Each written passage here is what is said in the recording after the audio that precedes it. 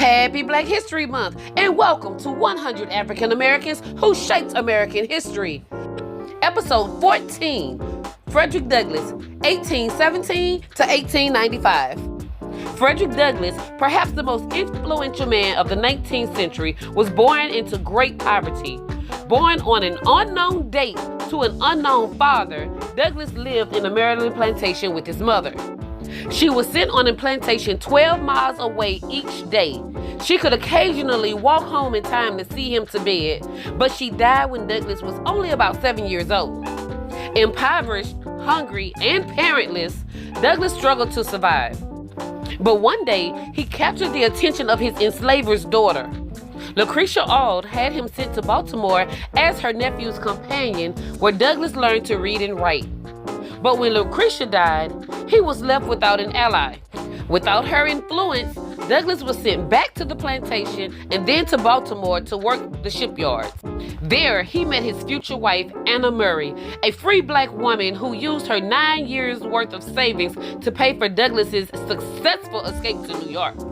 Once in New York, Douglass was introduced to William Lloyd Garrison, and together, they strengthened black resistance.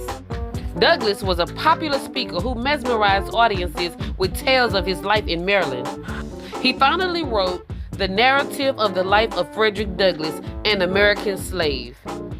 He wrote this to convince doubters who said he was far too eloquent in manner to have suffered the fate as he had.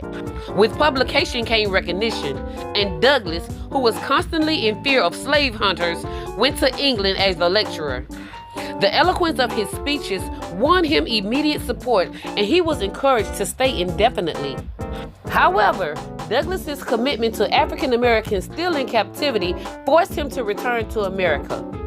His English supporters were so concerned about him that they bought his freedom, allowing him to return safely to the United States. It was after his return to New York in 1847 that Douglass began publishing the famous North Star magazine, named for the light that guided enslaved people through the night to safety. It became one of the most influential publications in history. The North Star, true to its name, united a generation of abolitionists who helped guide African Americans toward a safer future. Along with the North Star, Douglass used his skills as an orator and diplomat to influence American politics.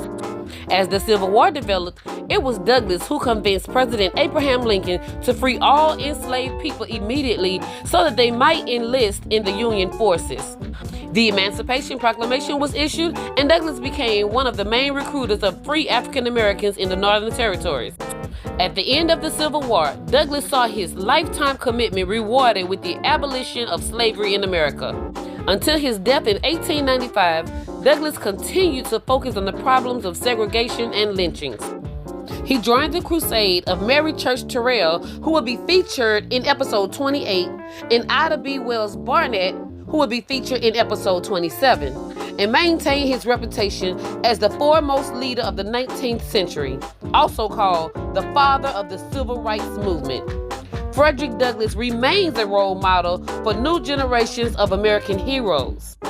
I hope you guys have enjoyed episode 14 of 100 African Americans who shaped American history. This is not just Black history, this is our history. This is American history. Guys, like the video, check out my playlist, 100 African Americans who shaped American history. Subscribe to the channel if you haven't already, and as always, thanks for watching. Bye. Frederick Douglass, 1817 to 1895.